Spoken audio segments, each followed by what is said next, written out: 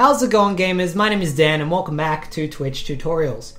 This week we're going to take a look at global sources in OBS and also demonstrate how to use these global sources to seamlessly transition between different game screens. As always, I'll timestamp the video in the description below to help you find what you're looking for. Without further ado, let's get underway. In my first Twitch tutorial, I explained that a source is any element that you add to your scene and includes everything from game captures and webcams to text file and images. The sources that you add to your scene individually are unique for each scene, meaning that any changes that you make to the source only affects the source on that scene. Say for instance, if I adjust the chroma on my webcam using a source I added to the scene, the chroma of my webcam will not be the same across my other scenes, and the change will only be reflected on the one scene. Global sources, on the other hand, are independent of scenes, meaning any changes that you make to a global source changes the properties of the source across all scenes that use it. If I adjust the chroma of a webcam that is a global source, the chroma of the webcam will change for every scene that uses the same webcam source.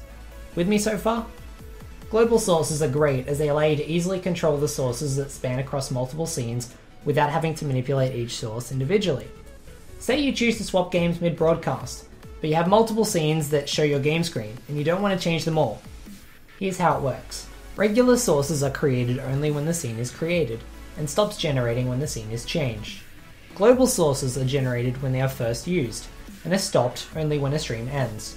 Global sources are best used for webcams, capture cards, and game screens, as you don't want them to be unloading and reloading for each scene transition, and global sources allow for these scenes to remain loaded regardless of the scene. Sources like background images do not need to be global sources as they have an almost instantaneous loading time. So let's get into this tutorial by first making a global source. For this tutorial, I'm going to create a global source game screen. To do this, you want to click the global sources button, and in this new window, click the add option. From here you should see all the familiar options for creating sources, and in this tutorial we're going to create a window capture. What type of source you create will depend on whether or not you're playing full screen, or whether or not you prefer to use the game capture or the window capture. I find window capture less buggy for windowed mode games, so this week I'll be doing that. So I'm going to click window capture, and then I'll put in a name, so just call it game screen for now.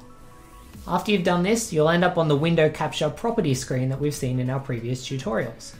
Ensure you already have your game open so that you will appear in the drop down bar, but if it's not open, just open it. Then hit the refresh key to update the drop down options.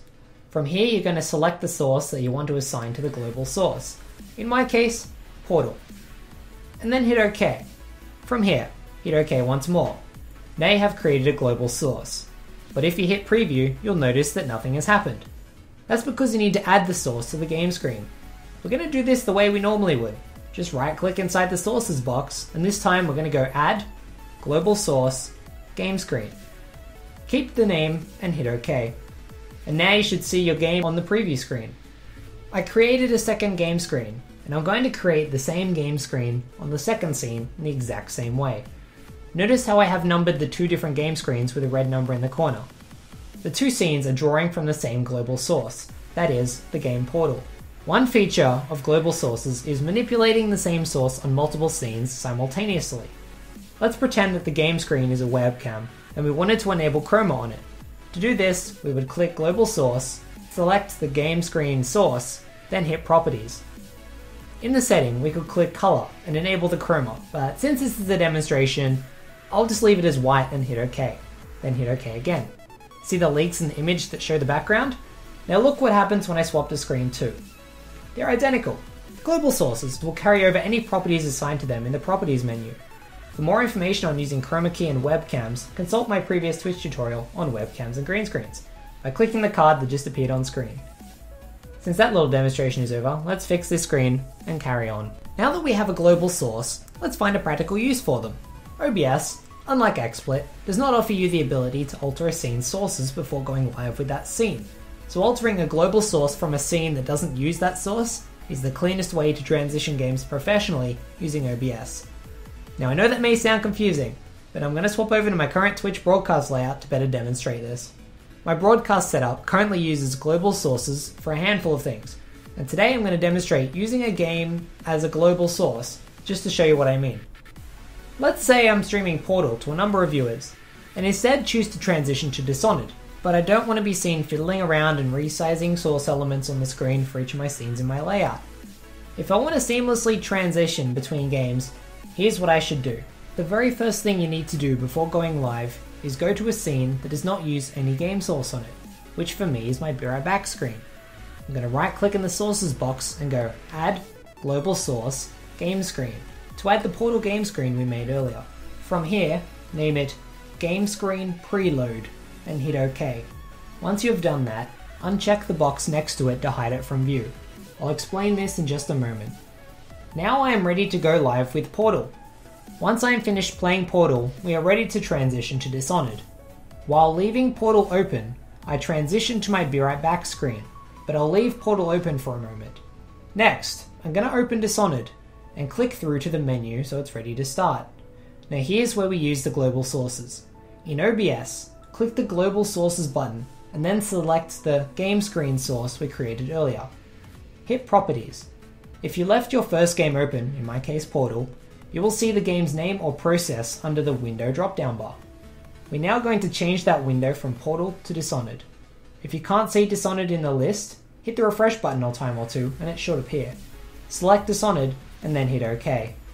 So now we have defined Dishonored as the game screen and global source. But we aren't done yet. Hit Properties a second time, then with Dishonored in the window drop-down bar, hit the refresh button and then hit OK. What this does is refresh the game screen in OBS, completely forgetting about Portal and instead displaying Dishonored. You have to exit and re-enter the Properties menu because if we hit refresh in the first instance, you'll only refresh Portal because we haven't yet selected Dishonored in the game screen. If you hit refresh and Dishonored is still listed as the captured window, you have done this correctly. So hit OK, then hit OK again to go back to the main OBS window. So now, when you go back into your game screen, you should have Dishonored displaying perfectly on your game screen, and it should look the same across all your game screens. Now, you're probably wondering, why did I have to create that preload source on the other screen? It didn't do anything. Allow me to explain. Remember earlier when I told you how a global source works? I explicitly stated that global sources are generated when they are first used, and are stopped only when a stream ends. Note that I said, when they are first used. This is very important, as without this hidden source, when you hit refresh the second time in the global sources property screen, the game won't load, as the source isn't in use on the active scene, and the global source won't be updated. Just because the source can't be seen doesn't mean it isn't in use. By putting this hidden preload source into your transition scene, you're running the source in the background, thus creating its first use in the background, and allowing you to seamlessly transition back to the game screen without the needless fiddling of sources. It is worth mentioning that I filmed this using two sources in windowed mode, and both of these games were the same size. Trial and error to figure out which source mode is best for you. As I mentioned, you may have issues doing this with full screen mode, and if so, consider using windowed or game capture mode. And there you have it, gamers, that is everything for today's Twitch tutorial. Before I let you go, I want to let you know that this coming Saturday, I'll be doing a 12-hour charity livestream on my personal Twitch channel to raise money for Child's Play Children's Charity. From 9 AM to 9 PM Australian Eastern Standard Time, I'll be playing games like Minecraft, CSGO, and even the new party game Quiplash over the course of 12 hours in order to promote this wonderful cause. Last year I raised $900 for Child's Play, and through the power of play and the generosity of the gaming community, I'm trying to raise even more in 2015. For more information about this wonderful charity, I'll provide a link to their website as well as a link to those willing to donate to this cause in the description below. I'll also provide a link to my broadcast for those who wish to join me for the 12 hours of madness.